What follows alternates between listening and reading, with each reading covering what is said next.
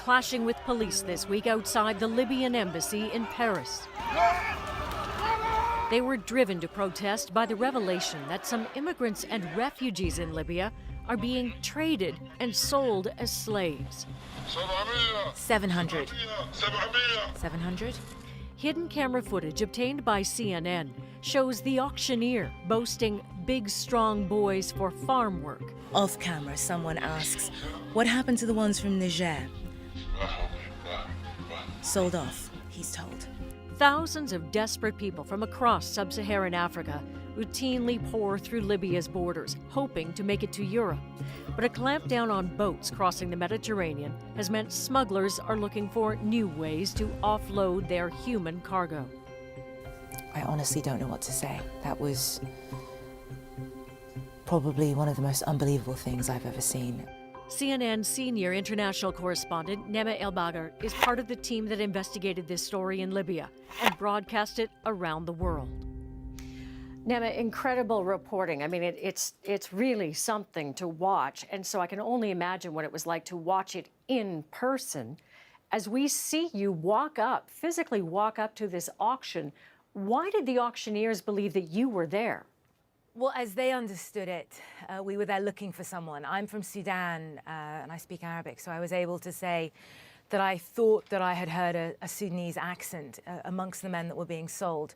But I think it also speaks to a bigger point, which is that actually the degree of brazenness amongst these people is extraordinary, and that's, of course, because of the security situation in Libya. So while they were a little perturbed to see two women, myself and my producer, Raja Razik, walk in, the reality is they weren't afraid. And I think in a way that's almost even more horrifying. They didn't feel the need to stop what they were doing. So while our cover story allowed us to be able to speak with them and get them on record admitting that this was an auction and getting them to describe how many people they'd sold and where these people were from, realistically, I'm not even sure we really needed a cover story to be able to get in there.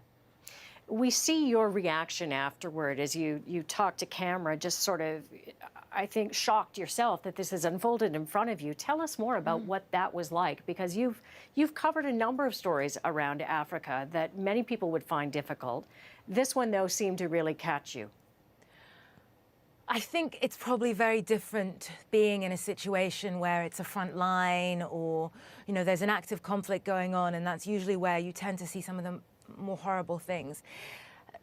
That, in a way, is almost more easy to process. It is so much more difficult to see that level of just utter inhumanity, the reality that people will make money in any ways they can, no matter what the cost is, and they will rationalize why they're doing this and what it means to the people that are caught there. And when you speak to those who are more tangential, not the actual auctioneers, but are more tangential to the entire smuggling trade, they seem to feel like they're actually providing a service. You know, these people want to get to Europe and we're getting them to Europe. And I think for me, that was what was really shocking. The mental hoops that we will jump through to justify the things that we do to each other.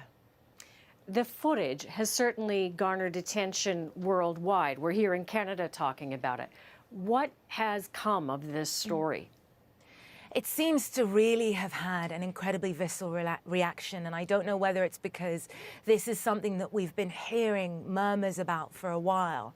So it's almost like someone tells you that the worst possible thing that you hoped wasn't still happening, still was. And I think perhaps part of that reaction is people feel like we thought that we had put it behind us. And perhaps there's also a little part of that that speaks, especially in the African diaspora. It's had a huge response amongst African Americans in the US, African migrant population in Paris. And I think that's because this is still so recent in human history. And to be told that no matter how horrible things are, no matter how overt racism or how systemic racism is in Europe or in the US or even in Canada, the issues about the way that the indigenous populations in Canada were treated, all of that are ramifications of a distant past. And to actually find out that, no, this isn't in the past, that this happens now, this is happening as we speak, I think that's what people were responding to. Nema, great to talk to you, and again, terrific work.